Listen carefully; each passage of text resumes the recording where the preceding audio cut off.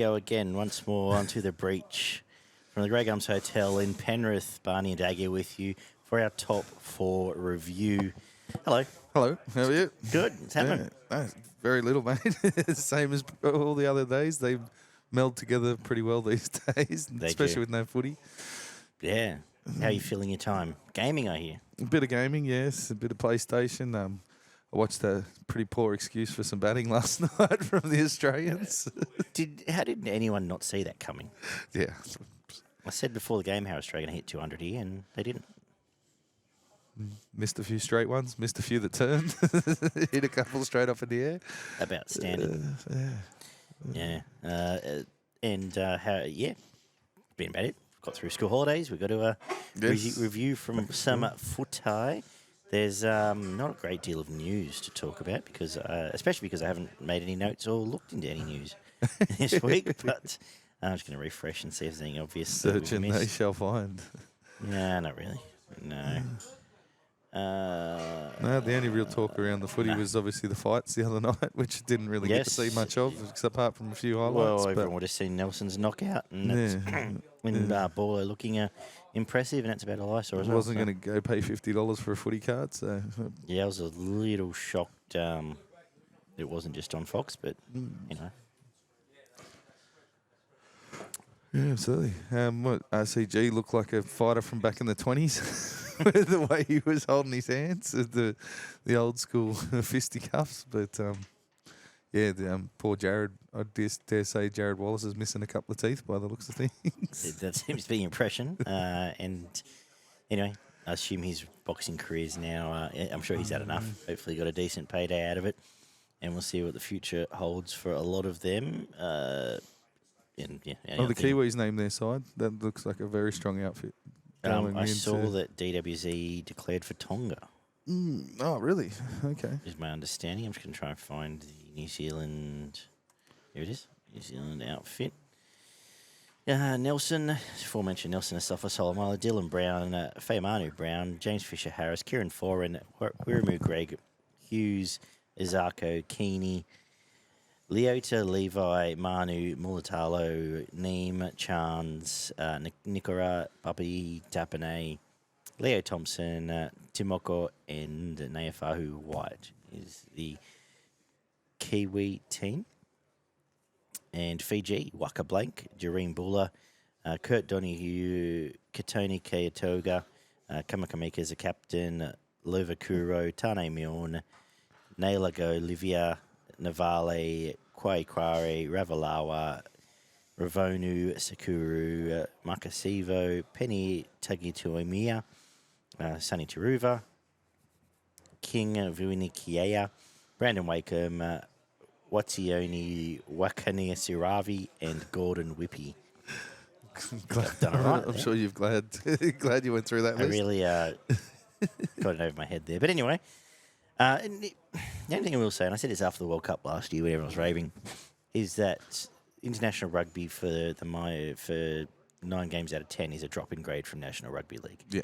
And the proof's in the pudding. I think the West Tigers have 8 internationals. Like, let's wake up here.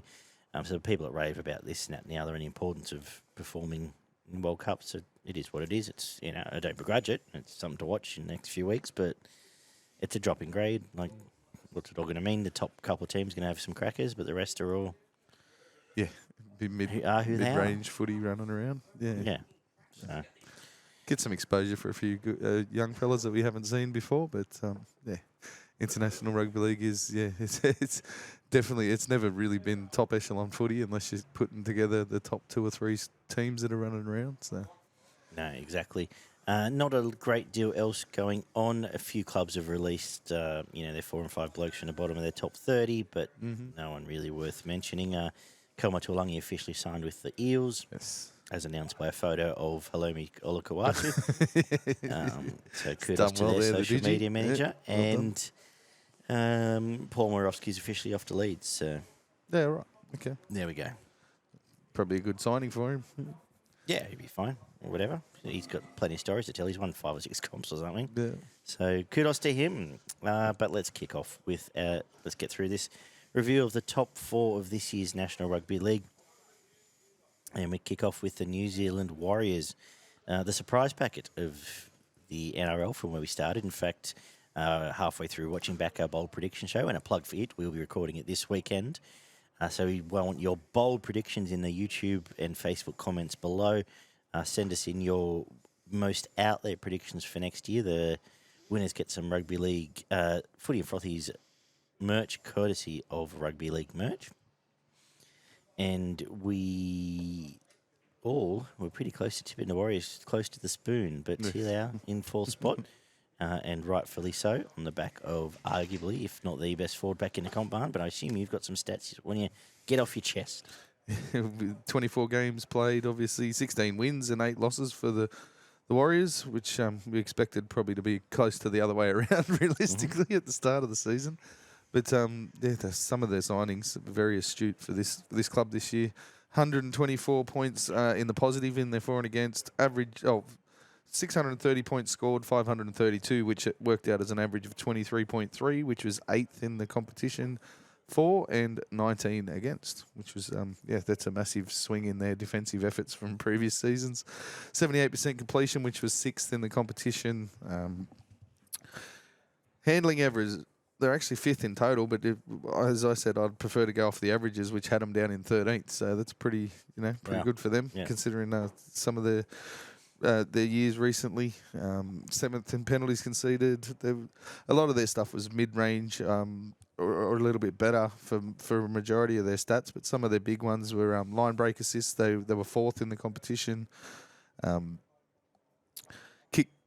Kick return meters 6th, so Chance had a pretty good say from the back there, I think. Chance had, and I'll step in now because we'll try to break up the stats a little bit. But Chance, when you look at Chance's stats as a whole, they're elite level stats. I think he was 2nd here in the line break assists, or line breaks actually. Let me pull this up properly as we wait for the Grey Gums Wi-Fi. There we go. So he, where's he gone now? He's 9th. What tackle busts? I tell a lie. He led the tackle busts for the whole team, which in a team that includes what Dallin did and some of their backline and Fanua Blake. That's a mighty effort. 100%. And he was instrumental in the resurgence of this team and probably should rightfully be the Kiwi fullback. I assume they'll probably stick with Manu, but you can make a case to have him there and then play Manu in the centres. Strengthens your centres up. Yeah, 100%.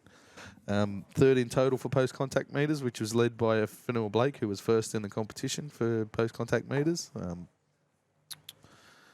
Tries, they were 3rd in the comp, which is, round about where they finished. They were a very good attacking team when they had their shit together.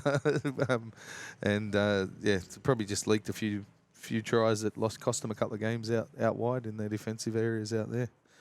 Just some individuals. Dallin was 7th for line breaks. You mentioned Chance was their top tackle buster, but he was 18th overall. Try assist, Shaun Johnson was number 1 in the competition by the time it finished. Kick meters, again, Shaun Johnson on average was 1st. He ended up taking over. Wow. Okay. Taking over with the kick meters. Wow. Helps that you get a couple extra games, but but on average, you just said on average. Yeah. By the time it was finished, and total end average actually. By the time the comp was finished, Tohu Harris got through a mountain of work with 910 tackles as their top Probably tackler. Probably Mitch Moses missed a chunk at the end of the year as well. Yeah. There was a big one here for some run meters. Fanua Blake was 3rd in the competition overall with run meters, as well as number 1 in post contact meters. That was about it for any sort of massive standout performances. Jackson Ford gave away the 6 most penalties in the comp. So we'll get to number 1 later because I won't have a look at that. But the story is them and the Knights are the 2, I guess, stories of the year. Taking that team away from Penrith's 3-peat. I know it's very nice. We'll get to that, but Andrew Webster came to this team, and I believe, if I'm correct, didn't sign a player after he signed. So the signings they made were actually beforehand. So yes, correct. Kudos to whoever was doing that then. And then turn this into a team that we all thought were going to be Spooners into a powerhouse for the comp. How did he achieve that? Put a lot more defensive resolve in the middle of the field. Generally, when you saw them get broken open in during the year, it was generally out wide, where they've had issues before. But the Warriors were well known for pretty much the last 15 minutes of both halves of just their middle just completely falling apart. Yeah. Whereas the rotation that they had with the likes of Niokore, Barnett, Tohu Harris, Tom Arley started the year pretty well. Did a few nice things, and maybe someone to look at again next year. And Fanua Blake, they just kept that middle so much more rock solid than what they have for years. Like, it was a completely different side. Pretty much every game in recent years, they looked tired by the end of both halves, and That's true. They didn't. They did not look like that very often at all this year. And we saw Shaun Johnson carried a lot of injuries last year. Yes, as did Tohu. He was dynamic this year. His year was tremendous. I still think he should have got Dally M. Well, he if probably not, should have, but he did win the Players' Player, as we said. And if you're going to put value on that, put value on that. Absolutely. Where did, in terms of their attacking structure, though, Johnson, the forward pack's ability to lay the platform and then allow Johnson to either choose to. Where Johnson started the season so well is that his running game was so important. Yeah, it's very he had great support, and by the end of the year, he almost wasn't running at all. Mm-hmm. But we went through that phase of 2 months where he just he was hanging for defenders to come up and in on him. He was hanging there. He loved when players rushed him on the last because then he could open up a gap and he had people in the right spot he trusted. And the likes of Ford, late in the season, Barnett, Fanua Blake, and Nikora could all just hit those holes. That if they get half a hole, they'd explode through it. Mm-hmm. And that just rechanged because if you go back 12 months, what would you say their attack was? It was Reece Walsh on a sweep. Yeah, it was side to side. Very, very. And hoping he pulled something out of that. They just couldn't score points at all. They were hoping to hit their wingers to get them to crash over in the corners, basically, most of the time, or a power forward off a short ball from the dummy half. So that just changed the whole dynamic. You've had the option of.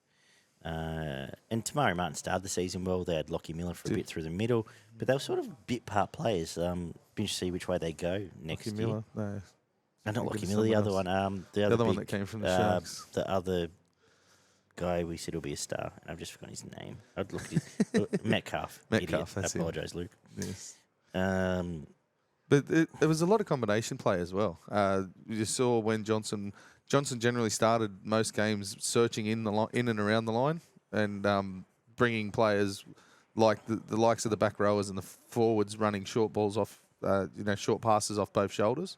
And then once he started to sort of back away and start to go across the field, the likes of Dylan Walker would come off the bench and he would start playing that role where he's a direct runner and trying to play with the short balls on the inside. Or Tohu Harris would take over some of that role, going into the line and playing short passes. And I won't but Tohu's ball work is in the and we rave about Yo and Carrigan. Yeah. Isn't far off. It was brilliant. Yeah, a lot of times this year he was doing a lot of that heavy work through the middle, playing short balls to Bundy Afoas and Tom Arleys of the like, of getting them to crash over next to the post. It was fantastic the way that they combined. And then you just had your really hard flat runners in the likes of the back rowers, Fanua Blake, Barnett on the shoulders of the playmakers, which just opens up, compresses the defence and opens up so much space out wide. So then you got some finishers in the likes of Montoya and Dallin who had some. Dallin had the season of his life, and it's been we've said it enough. I've said it enough anyway. A year for wingers, but Dallin was absolutely incredible what he produced this year. Brilliant. And you have his 25, I think it was 26. Tries. 24 tries. He had to do a lot of work in 15 or 16 of them. Easily. He created in a couple of those hat tricks, and he got a forfeit, didn't he, along the way? Yeah, he did. Where that was all off his own bat. He was getting the ball 20 and 30 out on the back of a not much happening play, and even just some of the one-on-one stuff with the way that he would contort himself to get the ball into the corner. There's probably not a great deal of wingers that would be able to get into the similar positions to finish off what he did a few times. Well, him and Dom Young would have produced the finishes of the year, I'd suggest. Yeah, you'd probably throw Ronaldo in there for a couple. He had a couple of nice finishes as well. But yeah, they were definitely the two standouts in Young and Dallin. Absolutely. We mentioned Chance quickly. You want out on him? Yeah, well, he just offered all that support play back through the middle of the field. Generally, whenever you saw an offload off one of the forwards, plays a very similar role to Dylan Edwards. I think that's the best comparison I can go very with. safe at the back. It does have a step and a fend that can beat a defender one-on-one. Enough pace if he gets through the line to cause a problem. And a bigger body than, I guess, He's he a pretty came across. physical guy. But sometimes at Canberra he didn't feel big, Mm. whereas he comes across as... He's never had an very- issue charging into the line, though. No, and that was not a at knock on pace. him. It just, So at times he Probably felt like did a small seem bottle. to fill out a little bit more this year. Yeah. Put a bit of size on. I want to mention, and he's one for next year as well, because we'll talk about that in a second. Wade Egan, fantastic. Unfortunately, he gets crawled by his head knocks, Yeah. sticking his head in the wrong places a lot. But honestly, if he stays fit all year and gets through a really strong first 12 weeks of next year,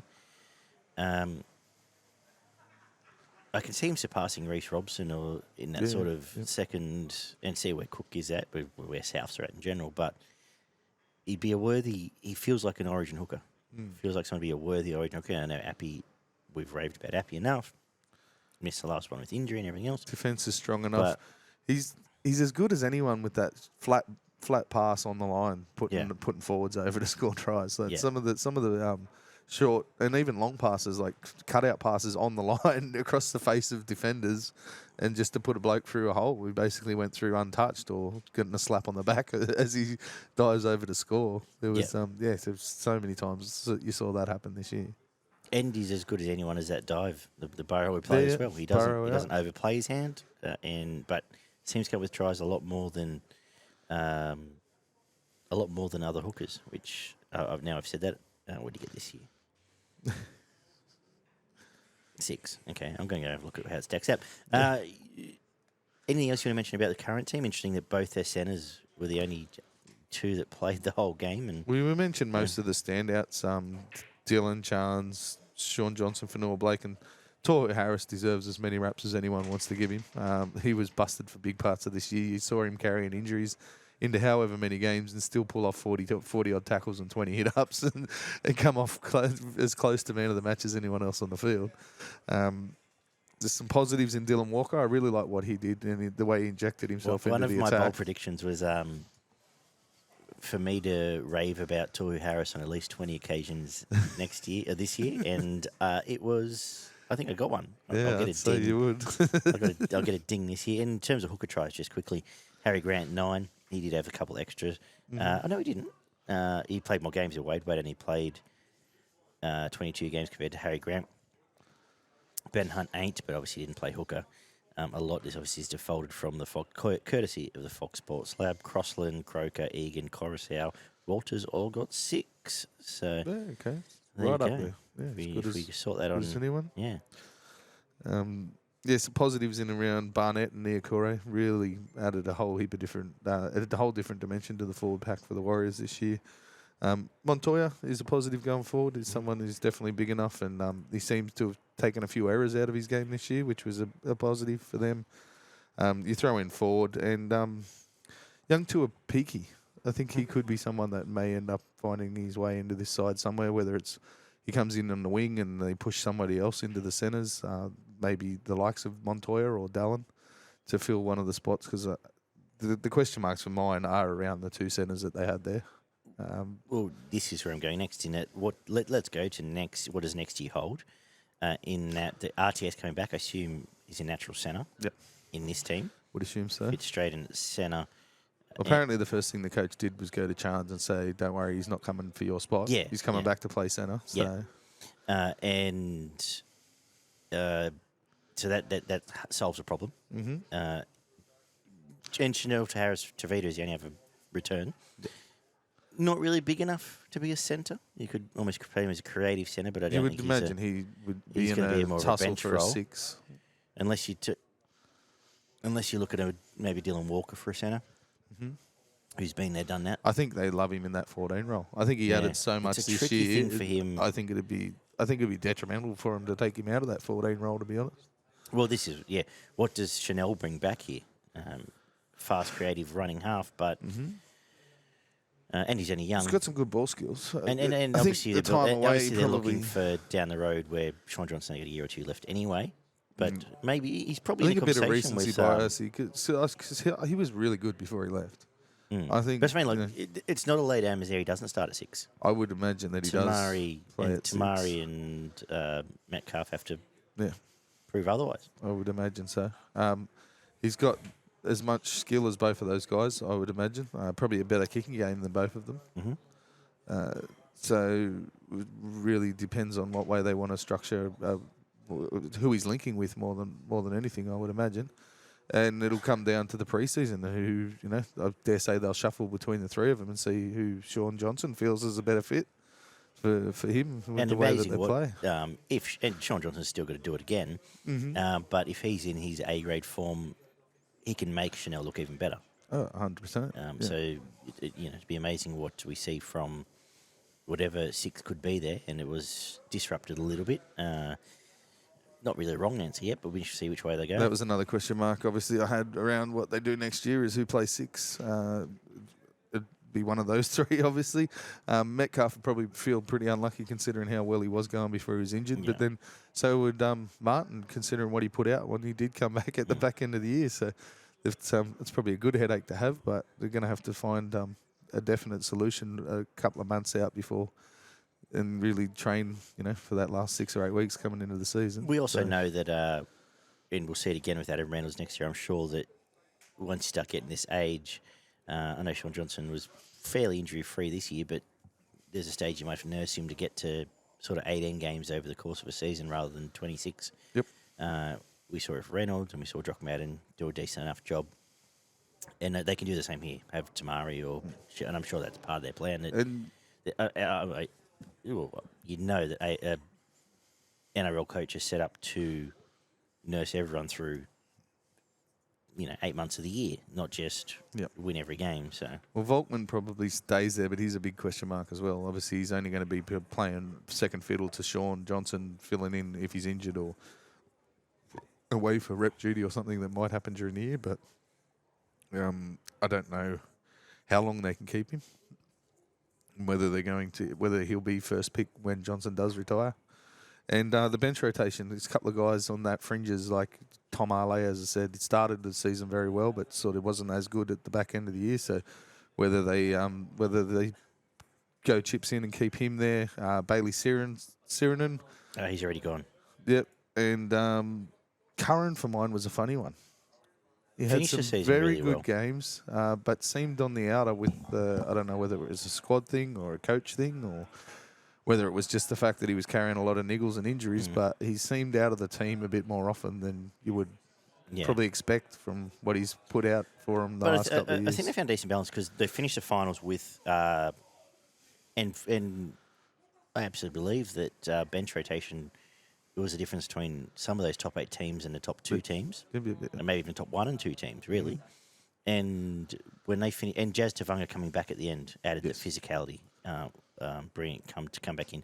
I thought him, Curran, potentially they either play that second hooker or they play Chanel on the bench and Dylan Walker, and you can probably trust.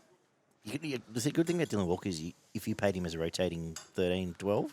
You get away with that for 20 100%. minutes because he's so physical Get now. you half an hour, 40 minutes, And have Chanel as the 14, or you go the other way and double down with one of them and bring that big body in. So interesting, and I think but there's still enough depth there. Oh, yeah, 100%. You got the blokes like Bunty Afoa and Tom Arley, who would probably be on the bench for majority of the rest of the clubs that were sort of in and out of the 17.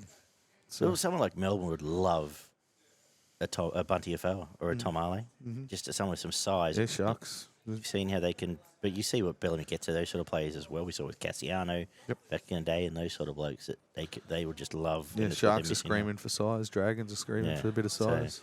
So, is this a flash in the pan? We saw the Cowboys come and go. Honestly, don't think so. No. And how much of that's on the coach of the official Dally M coach of the year? Yeah, a hell of a lot.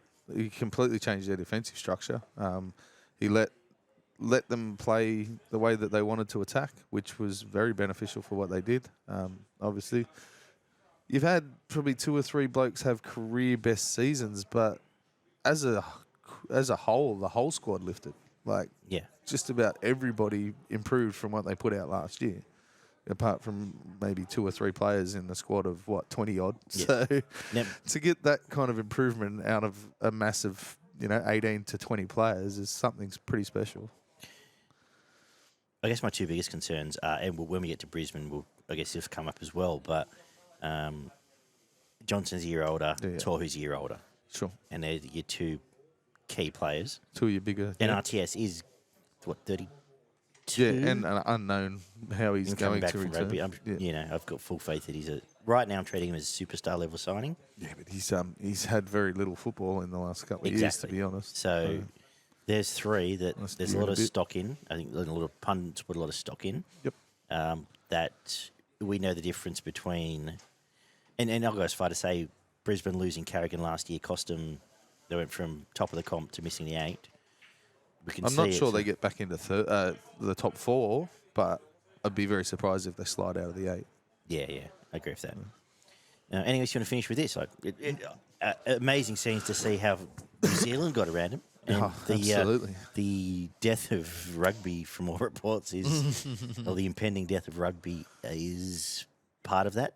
And I think everyone jumped on the bandwagon and were quite keen to just be involved with something new and fresh and different, because the scenes there at Go Media Stadium when it was rocking and rolling was incredible. They weren't home for 3 years. They, the last time they were at home, they were a pretty average football side. Yeah. And then you come back and bring this shiny new football side that's, getting rid of some pretty good teams and consistently putting in just effort. Like every game, I don't think there was a game where they got blown away, was there? No. And if there was, they still would have been cracking on and having a go. The only one really was Dolphins in the last round where they rested everyone in it. But, yeah. The effort was always there. They were playing attractive attacking footy, and some of their defence was extremely good.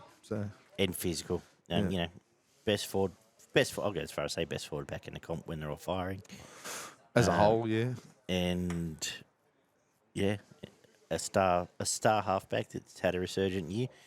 Amazing what it's like we talk about Newcastle. Amazing what confidence does, and what we'll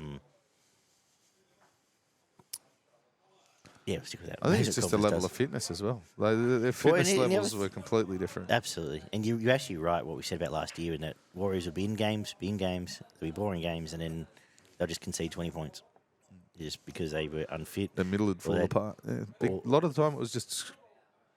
Other teams just waltzing through the middle of their defence. We'll move on. I don't have much else to add to this conversation. Exciting times for Warriors fans, I would imagine, next couple of years. Well, it's easier. When you talk about them being fit, it's much easier for them to get back to pre-season in January and have those images in their mind of that full house at Go Media Stadium and work your ass out and get back to that. Same as no one at Penrith ever whinges about being worked hard, because they know what the rewards are. They probably get round 1 at home. The only teams that ever whinge about getting worked too hard are the ones coming bottom 4. And it's a fact. Yeah. How many Bulldogs players wanted to leave? How many Tigers players whinge about a match? You can keep going to the list. No one's whinging about O'Brien anymore. No. But, a year ago he was a hard taskmaster, and now old mate at the Dragons got sacked. And yeah. But guess what? The teams that get there and actually win comms go, oh, fuck, this is all right. And then they want to do better and be fitter and be stronger